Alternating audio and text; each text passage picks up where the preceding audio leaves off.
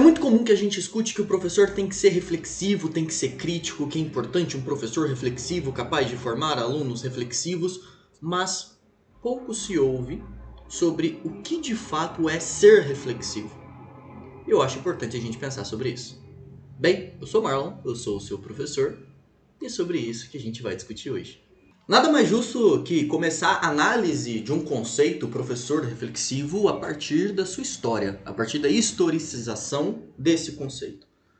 Mas antes a gente precisa pensar, ser reflexivo, a reflexão, ela é um adjetivo ou é um conceito? Todo ser humano reflete. Aliás, é isso que insistem em dizer que nos diferencia dos demais animais. A reflexão, ela é tida como atributo dos seres humanos. Ora, os professores são seres humanos, portanto, eles refletem. Então, por que essa moda de professor reflexivo? De fato, desde o início dos anos 90 do século XX, a expressão professor reflexivo tomou conta do cenário educacional, confundindo a reflexão enquanto adjetivo, como atributo próprio do ser humano, como um movimento teórico de compreensão do trabalho docente. Para esclarecer a diferença entre reflexão e atributo dos professores, ou seja, o adjetivo, e o movimento que se denominou professor reflexivo, ou seja, o conceito, a gente precisa analisar a gênese desse movimento. Como professor de estudos urbanos do MIT, um autor chamado Donald Schoen realizou atividades relacionadas com reformas curriculares nos cursos de formação de profissionais. Observando a prática dos profissionais e valendo-se de seus estudos de filosofia, especialmente sobre a filosofia de John Dewey, ele propõe que a formação dos profissionais não mais se dê nos moldes de um currículo normativo, que primeiro apresenta a ciência, depois a sua aplicação e, por último, um estágio que supõe a aplicação pelos alunos dos conhecimentos técnico-profissionais aprendidos nas etapas anteriores. O profissional assim formado, conforme a análise de Schoen, não consegue dar resposta às situações que emergem no dia a dia profissional, porque as atividades cotidianas ultrapassam os conhecimentos elaborados pela ciência e as respostas técnicas que essa poderia oferecer e que ainda não estão formuladas, porque uma ciência estanque não dá conta de uma realidade dinâmica. Assim, valorizando a experiência e a reflexão na experiência, conforme Dewey, e o conhecimento tácito, conforme Luria e Polanyi, o Schoen ele vai propor uma formação profissional baseada em uma epistemologia da prática, ou seja, na valorização da prática profissional como um momento de construção do conhecimento, como um momento de formação intelectual, como um momento de também formação teórica. Né? Então, essa prática profissional, como um momento de construção do conhecimento, ela se dá através da reflexão, da análise e da problematização da prática e o reconhecimento do conhecimento tácito, presente nas soluções que os profissionais encontram em um ato. Então, esse conhecimento na ação é o conhecimento tácito, implícito, interiorizado, que está na ação e que, portanto, não a precede. É mobilizado pelos profissionais no seu dia a dia, configurando um hábito, um agir direcionado. No entanto, esse conhecimento ele não é suficiente. Frente a situações novas que extrapolam a rotina, os profissionais criam, constroem novas soluções, novos caminhos, o que se dá por um processo de reflexão na ação. A partir daí, constroem um repertório de experiências que mobilizam em situações similares, através de repetição, configurando o conhecimento prático. Esses, por sua vez, não dão conta de novas situações, que colocam problemas que superam o repertório criado, exigindo uma busca, uma análise, uma contextualização, possíveis explicações, uma compreensão de suas origens, uma problematização, um diálogo com outras perspectivas, uma apropriação de teoria sobre o problema, uma investigação. Enfim, todo esse movimento. A essa necessidade nova, o Schoen vai chamar de reflexão sobre a reflexão na ação. Com isso, ele abre perspectivas para a valorização da pesquisa na ação dos profissionais, colocando as bases para o que se convencionou chamar de professor pesquisador de sua prática. Assim, a gente encontra em Schoen uma forte valorização da prática na formação dos professores, na formação dos professores, dos profissionais, etc. Mas uma prática refletida, que lhes possibilite responder a situações novas, nas situações de incerteza e de indefinição. Portanto, os currículos de formação, na perspectiva de Schoen, devem propiciar o desenvolvimento da capacidade de refletir. Para isso, tomar a prática existente de outros profissionais e dos próprios professores é um bom caminho a ser percorrido desde o início da formação e não apenas ao final, como acontece, por exemplo, com o estágio, em que você estuda lá numa graduação de 4 anos, 3 anos inteiros você fica aprendendo ciência, aprendendo alguns pressupostos pedagógicos, aprendendo algumas formas de dar aula, aprendendo pressupostos didáticos, e por fim, no último ano, você vai para o estágio lá em 2 semestres, fica na sala de aula uma vez por semana e dá uma aula em cada semestre. Pronto, agora eu entendi a prática docente e sou capaz de ser um profissional. Essa perspectiva curricular, para Sean, ela é um absurdo porque ela não permite a reflexão na ação e ela não permite a formação de um professor pesquisador da sua própria prática, capaz de desenvolver ferramentas ao longo do desenvolvimento da história que dê conta de resolver os problemas que vão aparecendo conforme a história se desenvolve, né? Então, a gente precisa pensar, antes de elaborar uma crítica ao pensamento de Sean, a gente precisa compreender a fertilidade das suas contribuições para o campo de formação de professor, né?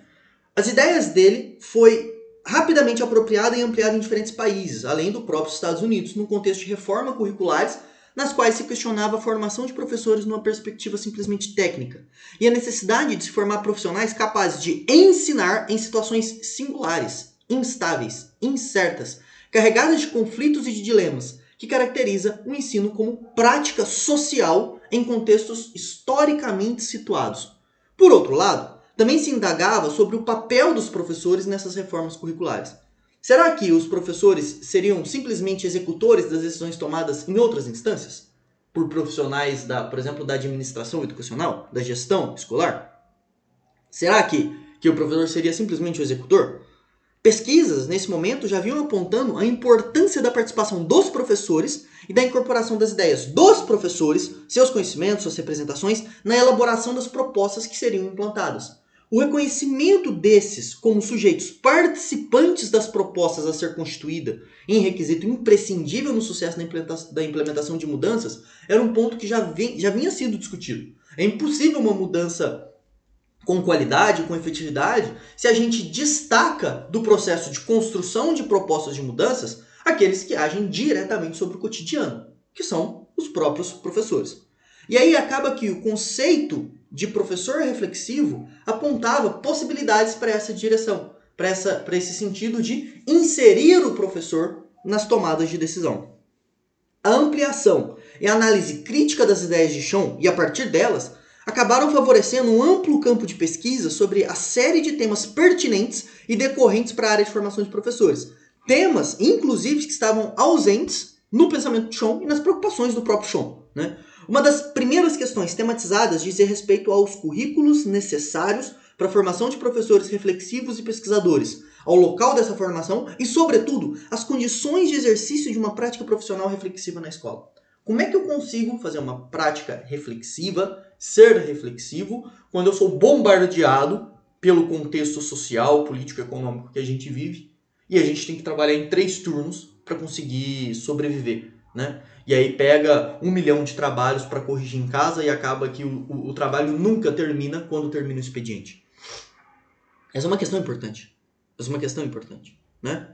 Essa questão colocou novamente em pauta a discussão sobre as questões organizacionais, sobre o projeto político-pedagógico das escolas, sobre a importância do trabalho coletivo, as questões referentes à autonomia dos professores e das escolas, as condições de trabalho, de carreira, de salário, de profissionalização de professores, a identidade epistemológica, quais saberes são próprios dos professores, quais saberes são de macro-teorias, os processos de formação da identidade docente, incluindo a vida, a história, a trajetória pessoal, a biografia desses professores, as novas e complexas necessidades colocadas às escolas e aos professores pela sociedade contemporânea, de tecnologia, de informação, de conhecimento, do esgarçamento das relações sociais e afetivas numa sociedade líquida, da violência, da indisciplina, do desinteresse pelo conhecimento, gerado pelo reconhecimento das formas de enriquecimento que independem do trabalho, das novas configurações de trabalho e do desemprego, requerendo que os trabalhadores busquem constantemente requalificação através de cursos de formação contínua,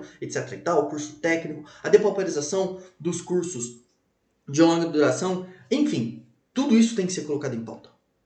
Nesse contexto, no que se refere aos professores, ganhou força a formação continuada na escola, uma vez que aí se explicitam as demandas da prática, as necessidades dos professores para fazerem frente aos conflitos e dilemas de sua atividade de ensinar. Portanto, a formação continuada, ela não se reduz ao treinamento ou capacitação e ela acaba ultrapassando a compreensão do que a gente tinha de educação permanentemente. A partir da valorização da pesquisa e da prática no processo de formação de professores, a gente acaba propondo que essa formação se configure como um projeto de formação inicial e continuada, articulando todas as instâncias formadoras, seja escola, seja universidade, né? Então vamos lá. Vamos estabelecer agora algumas críticas e ressaltar aqui alguns conceitos. O ensino como prática reflexiva, ele tem se estabelecido como uma tendência significativa nas pesquisas em educação. Eles vêm apontando para a valorização dos processos de produção do saber docente a partir da prática e situando a pesquisa como um instrumento de formação de professores, em que o ensino é tomado como um ponto de partida e também um ponto de chegada da pesquisa. Concordando com a fertilidade dessa perspectiva, cabe, no entanto, uma problematização. Que tipo de reflexão tem sido realizada por professores? As reflexões incorporam um processo de consciência das implicações sociais, econômicas e políticas da atividade de ensinar? Que condições os professores têm para refletir? Sem dúvida, quando a gente coloca em destaque o protagonismo do sujeito professor nos processos de mudanças e inovações, essa perspectiva pode gerar uma supervalorização do professor como indivíduo, destacando-o de um coletivo de profissionais e, sendo ainda mais estrutural, de um coletivo de classe, né? Então a gente acaba fragmentando e seguindo a lógica de divisão social do trabalho que existe no capitalismo, né? Então, nesse sentido, alguns autores eles vêm apresentando preocupações quanto ao desenvolvimento de um possível praticismo que decorre dessa perspectiva, para o qual bastaria a prática para a construção do saber docente, de um possível individualismo, fruto de uma reflexão em torno de si própria, de uma possível hegemonia autoritária, se a gente considera que a perspectiva da reflexão é suficiente para a resolução dos problemas da prática, a gente acaba pensando que o autor da prática é capaz de resolver os problemas, sendo que a maior parte dos problemas são estruturais. Além de um possível modismo mesmo, né? Com uma apropriação indiscriminada e sem crítica. Sobre o conceito, eu sou um professor reflexivo, seja um professor reflexivo, né? Sem compreensão das origens e dos contextos que gerou, que pode levar à banalização da perspectiva da reflexão. Esses riscos, eles são apontados por vários autores. A reflexão desenvolvida por Schoen aplica-se a profissionais individuais, portanto é uma perspectiva liberal, cujas mudanças que conseguem operar são imediatas. Eles não conseguem alterar situações além das salas de aula. Eles não conseguem fazer um projeto de educação, um projeto de transformação social. Esses autores que criticam o Schoen, eles acreditam que o Schoen ele tinha consciência dessa limitação dos profissionais reflexivos. Para eles, Schoen ele não especifica as relações sobre a linguagem, os sistemas de valores, os processos de compreensão e a forma com que definem o conhecimento. 4 elementos fundamentais sem os quais os professores não conseguem mudar a produção do ensino, de forma a fazê-lo segundo ideais de igualdade e justiça. E mais, somente a reflexão não basta. É necessário que o professor seja capaz de tomar posição concreta para reduzir os problemas. Os professores não conseguem refletir concretamente sobre mudanças porque eles próprios são condicionados ao contexto em que atuam. Eles estão dentro desse processo. E você achar que pensar que tem que mudar vai causar a mudança é um idealismo. É um idealismo. Não são as ideias que promovem a mudança, são a própria materialidade que produzem ideias capazes de produzir mudanças. Aqui a gente inverte o eixo, né? A gente sai de um idealismo reflexivo para um materialismo reflexivo. Isso que é importante, né? Então, o enfoque de Schoen, ele é reducionista e ele é limitante porque ele ignora o contexto institucional e estrutural e pressupõe a prática reflexiva de modo individual. Isso ocorreu porque o autor não se colocou por objetivo elaborar um processo de mudança institucional e social. Ele é um conservador. Ele simplesmente quer se centrar nas práticas individuais. Schoen concede aos profissionais a missão de mediação pública, facilitadores do diálogo público nos problemas sociais, mas não inclui qual deveria ser o compromisso e a responsabilidade pública dos professores. Ele não pensa a ideia do que é se comprometer. Ele não pensa sobre qual ser humano é capaz de se comprometer. E aqui eu puxo o Paulo Freire, que diz que somente aquele que se coloca no mundo, que age no mundo e que tem consciência da sua posição no mundo, é capaz de se comprometer. Caso contrário, numa sociedade em que os interesses burgueses sobrepujam os interesses do proletariado, a pessoa que não tem consciência de sua posição da sociedade, ou seja, não possui uma consciência de classe, ele não se compromete. Ele fecha com os burgueses e não se engaja socialmente. Ele não é autor de sua própria história. Ele vive uma história escrita por outro. Uma história escrita pela burguesia. Então isso aqui é importante. Isso aqui é importante. Né? A concepção de intervenção reflexiva proposta por Schön a partir do Dewey, que é liberal, é uma forma de sustentar a incoerência em se identificar o conceito de professor reflexivo com práticas ou treinamentos que possam ser consumidos por um pacote a ser aplicado tecnicamente. Vai, faz isso. Faz isso. Faz isso. E é isso que, ao seu ver, vem ocorrendo com o conceito. Um oferecimento de treinamento para que um professor se torne reflexivo. Esse mercado do conceito, essa mercantilização do conceito de professor reflexivo, entende a reflexão como uma superação dos problemas cotidianos vividos na prática docente, tendo em conta suas diversas dimensões. Essa massificação do termo dificulta o engajamento de professores em práticas mais críticas e acaba reduzindo esses professores a um fazer técnico. De forma contraditória, esse fazer foi o objeto de crítica do conceito professor reflexivo. O esvaziamento do sentido também se dá na identificação do conceito com a adjetivação da reflexão entendida como atributo do humano e do professor. Portanto, o professor é humano, o humano reflete. Portanto, você é capaz de ser reflexivo. Mas ignora os limites dessa perspectiva. Ignora essa questão. Então, isso é importante porque o saber docente ele não é formado apenas da prática. Ele é nutrido pela teoria da educação. Dessa forma, a teoria ela tem importância fundamental na formação dos professores, pois adota os sujeitos de variados pontos de vista para uma ação contextualizada, oferecendo perspectiva de análise para que os professores compreendam os contextos históricos, sociais, culturais, organizacionais e de si próprios como profissionais. Né? A reflexão ela não é apenas um processo psicológico individual, uma vez que implica a imersão do homem no mundo de sua existência que é permeada por outros sujeitos. Um mundo que é carregado de valores, de intercâmbio simbólico, de correspondência afetiva, de interesse social e de cenários políticos. Nesse sentido, quanto à abordagem da prática reflexiva, a gente precisa pensar que é necessário estabelecer os limites políticos, institucionais e teórico-metodológicos relacionados a essa prática. Porque aí a gente não vai incorrer a uma individualização do professor. Essa individualização ela vem do contexto de desconsideração do contexto em que o professor está inserido. Achando que o professor é os limites da sala de aula e o mundo lá fora que se foda. Não é assim. Não é assim. A transformação da prática dos professores tem que se dar numa perspectiva crítica. Deve ser adotada uma postura cautelosa na abordagem da prática reflexiva, evitando que a ênfase no professor não venha a operar estranhamente, separando de sua prática o contexto organizacional que ele ocorre. A forma como o currículo é feito, a forma como a escola é organizada, sobre que interesse. Todo professor, quando age, ele age segundo o interesse, ele sabendo ou não. O ponto é, ele é um trabalhador. Ele é um cara que vem de sua força de trabalho. E quem organiza o currículo é aquele que não vende a força de trabalho. É aquele que vive de renda.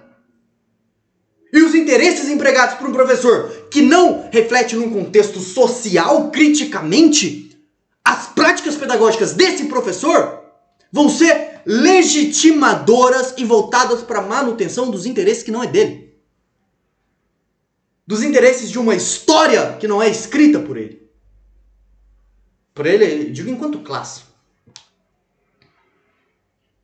Né? Então, assim, fica evidenciada a necessidade da realização de uma articulação no âmbito das investigações sobre prática docente reflexiva entre práticas cotidianas e contextos mais amplos, teorias sociais, teorias educacionais, considerando o ensino como uma prática social concreta. Sai desse idealismo de que a reflexão é capaz de mudar. Não muda! Não enquanto ela estiver apartada do contexto material, concreto e das relações organizacionais da sociedade, que tem suas causas na economia, como diz Marx. Né? Então, a gente precisa fazer uma análise crítica da epistemologia da prática.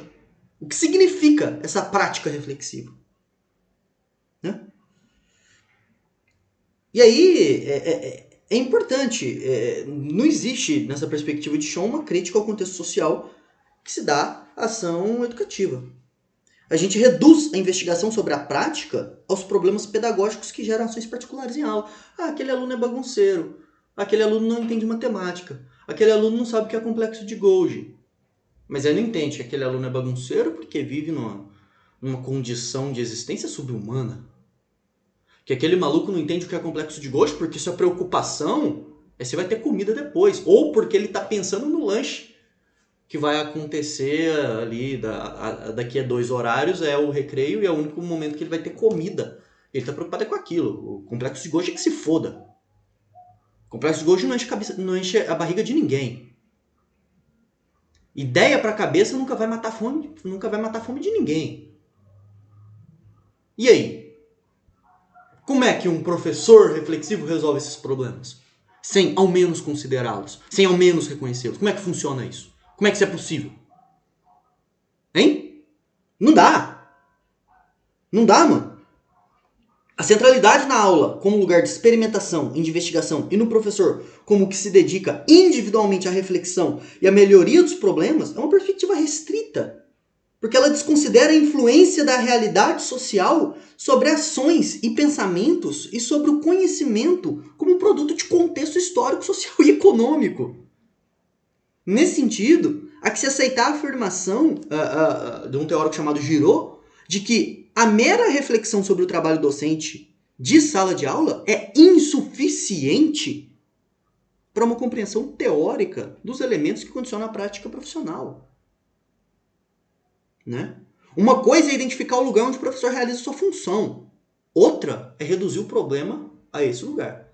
Uma coisa é identificar que o professor age na sala de aula. Outra coisa é reduzir todos os problemas da sociedade à sala de aula que o professor age. Por isso o processo de emancipação, o de libertação, é mais o de liberação das amarras psicológicas individuais do que de uma emancipação social. Como é que eu posso pressupor uma emancipação social quando existem amarras individuais incrustadas no imaginário educacional, no imaginário político, no imaginário social? Então, a superação desses limites ela se dá a partir de teorias que permitam aos professores entenderem as restrições impostas pela prática institucional histórico-social ao ensino, de modo que se identifique o potencial transformador das práticas. Zé Carlos Libânio, um importante pensador das didáticas, né? Ele destaca que a importância da apropriação e produção de teorias como marco para a melhoria das práticas de ensino e dos resultados é fundamental. Sem teoria não tem como. Não dá. A prática dos professores precisa ser analisada considerando que a sociedade é plural, no sentido da pluralidade de saberes, mas também ela é desigual, no sentido das desigualdades sociais, econômicas, culturais e políticas.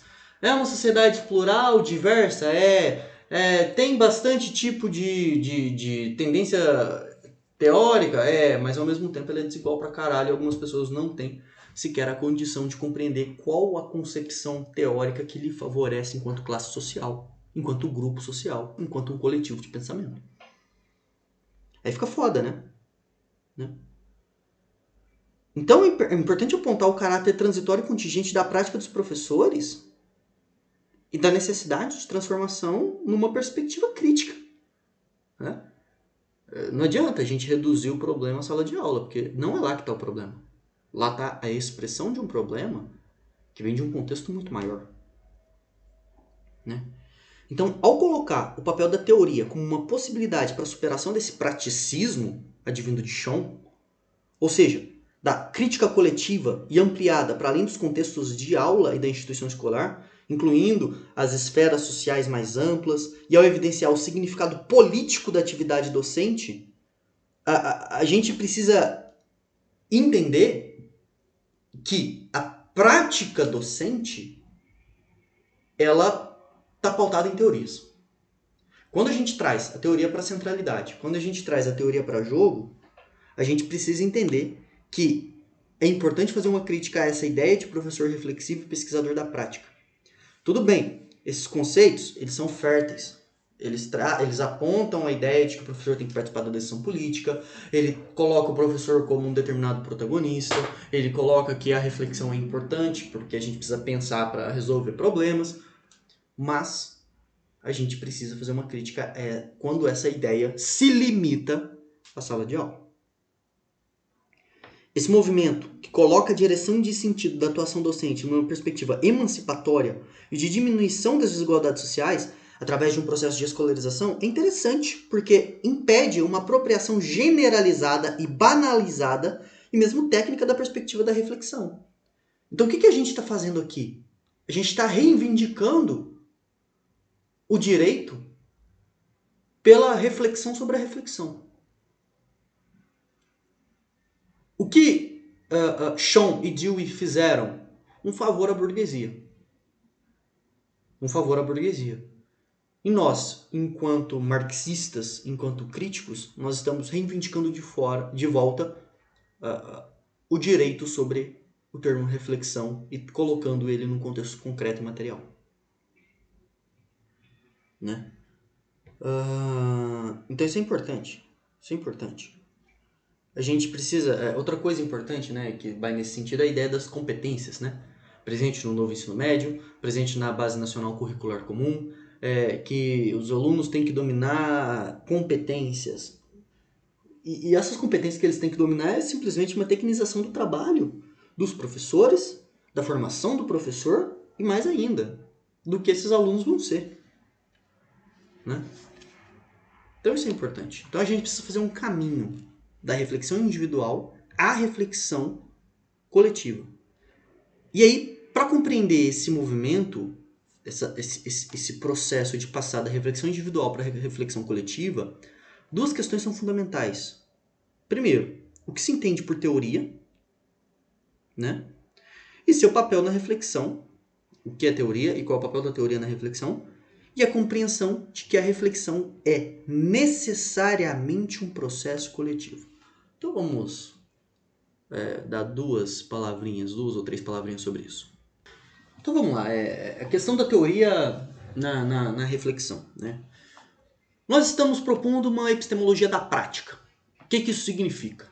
Isso significa considerar teoria e prática inseparáveis no plano da subjetividade do sujeito, do professor.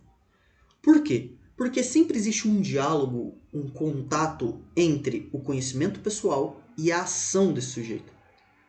Esse conhecimento pessoal, ele não é formado simplesmente com a experiência concreta do sujeito em particular. Nossa, fui tentar dar uma aula com jogo e deu tudo errado. Fui dar uma aula tradicional, deu tudo errado. Deu uma aula com uma dinâmica de grupo, funcionou. Utilizei metodologia alternativa, funcionou. Não vem só disso. Não vem só disso. Vem também de um ponto anterior, que é a cultura objetiva. Quando eu escolho utilizar um jogo, utilizar uma dinâmica de grupo, utilizar a metodologia da problematização, eu estou mobilizando um conhecimento teórico objetivo advindo da realidade. Porque toda teoria é um movimento ideal, é uma reprodução ideal do movimento real do mundo. Ou seja, eu reproduzo discursivamente aquilo que o mundo, aquilo que está acontecendo no mundo, de certa forma. Né? Então acaba que essa relação entre a experiência concreta particular do sujeito e a cultura objetiva, ou seja, essas teorias, acaba possibilitando o professor criar esquemas que ele mobiliza em situações concretas, tendo aí um acervo teórico prático em constante processo de reelaboração. Né? Então, o que vai acontecer? A teoria como uma cultura objetivada, ela é importante na formação docente, uma vez que, além do seu poder formativo, né, porque ela vai estar fornecendo subsídios para uma ação concreta do professor, ela também dota esses sujeitos de pontos de vista variados para uma ação contextualizada. Os saberes teóricos propositivos se articulam, então, aos saberes da prática, ao mesmo tempo que ressignifica esses saberes da prática e são ressignificados. A teoria ela não é imóvel, a teoria ela não é estanque, e ela vai sendo ressignificada na medida em que ela ressignifica a prática do professor. Né? Então o papel da teoria é o quê? O papel da teoria é oferecer aos professores perspectivas, olhares, concepções de análise para que eles sejam capazes de compreender os contextos históricos, sociais, culturais, organizacionais e de si mesmos como profissionais, nos quais se dá a sua atividade docente, para que eles possam intervir nesse mundo, transformando. Daí é fundamental o permanente exercício da crítica das condições materiais nas quais o ensino ocorre e de como nessas mesmas condições são produzidos fatores de negação da aprendizagem. Porque os fatores de negação da aprendizagem não estão restritos à sala de aula. Existem teorias capazes de explicar isso. Teorias de classe, por exemplo, de Marx. Era capaz de nos dotar de um instrumental fudido para intervir na realidade. Isso é fundamental. Isso é fundamental. Né? Esse é o primeiro ponto. Esse é o papel da teoria na reflexão. É subsidiar ações práticas, que por si mesmas são teóricas, já que o conhecimento prático ressignifica o conhecimento teórico na medida em que ele é ressignificado por esse conhecimento, numa perspectiva dialética. Tá? A reflexão, o segundo ponto importante para a gente entender a transição da reflexão individual para a coletiva, é entender que a reflexão é necessariamente coletiva. Né? Então, o que vai acontecer? Nós precisamos ter em mente aqui 3 perspectivas conjuntas. A primeira perspectiva é a seguinte, que a prática reflexiva ela deve centrar-se tanto no exercício profissional dos professores por eles mesmos, quanto nas condições sociais em que essa ocorre. Então é impossível desvincular a prática do professor do mundo social em que ele está inserido e onde essa prática ocorre. Segundo ponto, o reconhecimento pelos professores de que seus atos são fundamentalmente políticos e que, portanto, podem se direcionar a objetivos democráticos emancipatórios. Um professor que dá aula e não entende que o que ele está fazendo é política, ele é incapaz de ter uma ação reflexiva. Ele é incapaz de ter uma ação efetiva, por assim dizer. Porque aquele professor que se abstém e diz, não sou político, não gosto de política, eu não tenho nada a ver com isso, ele está tomando um lado, que é o lado mais forte. Porque numa sociedade em que você tem 2 lados, um mais forte e um mais fraco, e você se abstém, você está legitimando o mais forte, se opor, sobrepujar, né? E dominar o mais fraco. Então a gente, para ter uma reflexão coletiva, a gente precisa desse primeiro pressuposto, de que a prática ela deve se centrar no exercício em relação com o mundo social. Segundo, que o professor está realizando um ato político. E terceiro, a prática reflexiva, enquanto prática social, só pode se realizar em coletivos. O que leva à necessidade de transformar a escola em comunidades de aprendizagem, não em salas de aula isoladas específicas. Essas comunidades de aprendizagem são os locais em que os professores se apoiam e se estimulam mutuamente entre si, entre seus estudantes e entre a gestão da escola. Por isso que a gente precisa pensar sobre as condições materiais, né, em que esse processo educativo ocorre. Porque pode ser que a condição material ali seja um diretor autoritário, um diretor com tendências fascistas, que impede qualquer tipo de apoio crítico. Né? E aí, como é que rola a reflexão nesse contexto? Aí a gente precisa mobilizar elementos para resistir a esse processo, né? Então esse compromisso, ele tem um valor estratégico. Um valor estratégico para quê? Para criar condição que permita uma mudança institucional e social. Né? Eu sei que parece até bobo dizer que a união faz a força, mas faz mesmo. Só que a união pelos interesses legítimos, que é o interesse dos trabalhadores, que são a maioria, que são oprimidos, que são depauperizados, que são fudidos por esse processo. Beleza? Tá. Então, aqui a gente construiu um panorama. Vamos avançar. A gente precisa pensar agora do processo de reflexão até uma reflexão crítica. Ou seja, do professor reflexivo lá de Shon até um intelectual crítico. O Giraud, que eu já mencionei aqui, ele, quando aponta os limites da proposta de Shon, ele desenvolve a concepção do professor como um intelectual crítico. Ou seja, um sujeito cuja tem como reflexão a coletividade no sentido de incorporar a análise dos contextos escolares num contexto mais amplo e colocar clara direção no sentido da reflexão. Um compromisso emancipatório de transformação das desigualdades sociais é fundamental. Se essa perspectiva, de um lado, retira dos professores a capacidade de serem autores isolados de transformações, por outro lado, vai dar aos professores uma autoridade pública para realizar esse processo. Né? Então, a questão aqui é tirar o professor do isolamento. O professor sozinho não vai transformar nada. Não vai dar conta nem de resolver os problemas da própria sala de aula. Porque os problemas não têm sua gênese na sala de aula. Não adianta. Não adianta. Com efeito, a capacidade emancipatória e transformadora dos professores e das escolas como esferas democráticas só pode ser possível se a gente considerar os grupos setores da comunidade e entender que esses setores da sociedade, da comunidade escolar, da cidade, enfim, eles têm algo a dizer sobre os problemas educativos. Porque tem. Porque tem. Então tem que abrir a prática educativa aos grupos, incluindo as universidades, que adoram falar da escola, mas que normalmente pouco contato tem com esse contexto. Né? Então a gente precisa de se abrir para os grupos, para as práticas sociais comprometidas com uma contestação. Contestação a quê? A esse sistema de opressão. Ah, professor, você está me doutrinando. Tô. Chame do que quiser. Pode chamar de doutrinação, pode chamar de provocação. O fato é, se tiver uma mobilização e essa mobilização não for contestatória do sistema como um todo, radical, ela é uma contestação burguesa e liberal. Ponto. Ponto.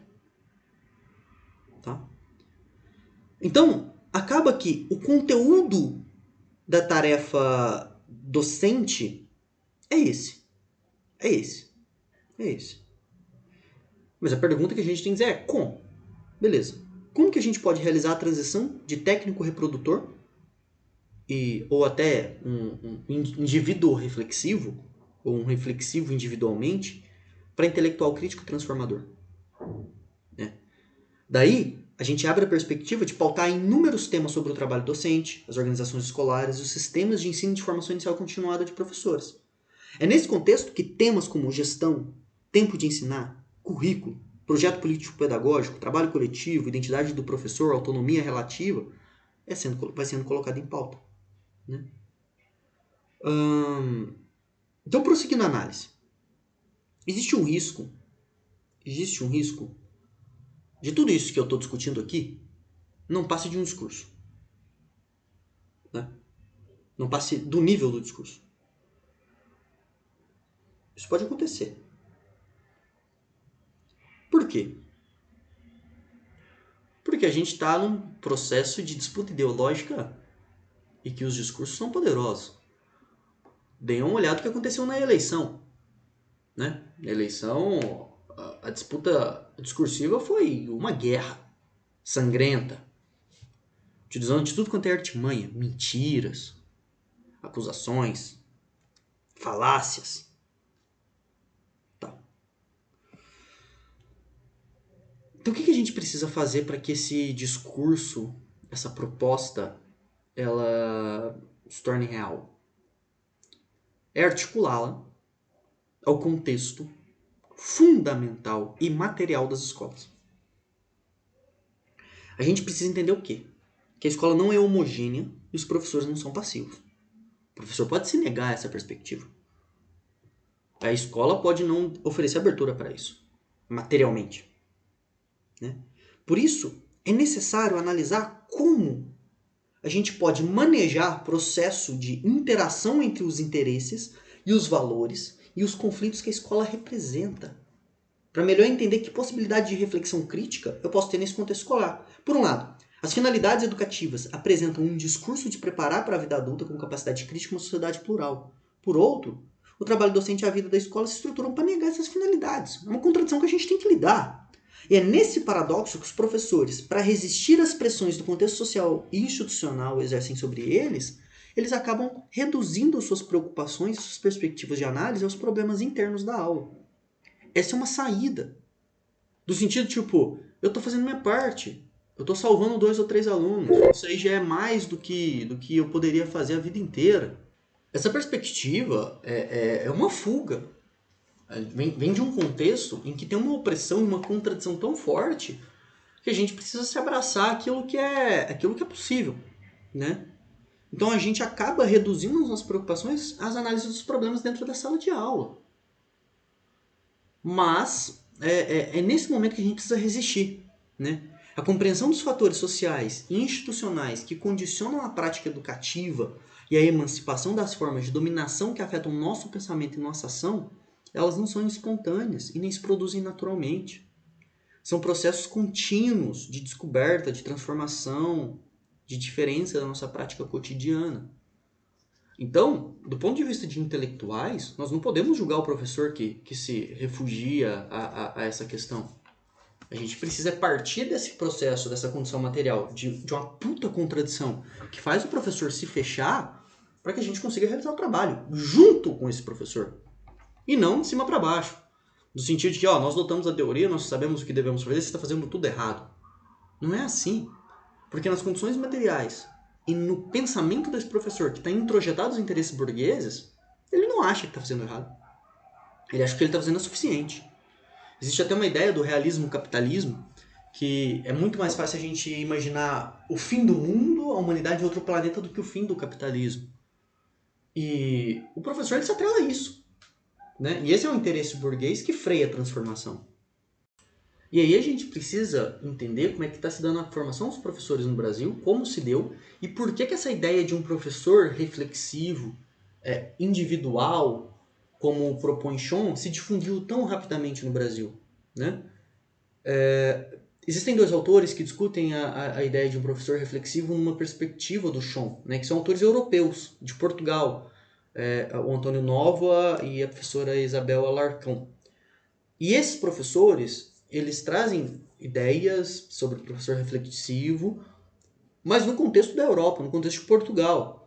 E eles passaram a vir muito para o Brasil, e convidados por universidades, convidados por sociedade científica, convidados por escolas particulares, etc. e tal. E aí a ideia deles se disseminaram assim, rapidamente, assim, igual fogo no mato, em mato seco, né? E aí, nossa, fui muito mineiro agora.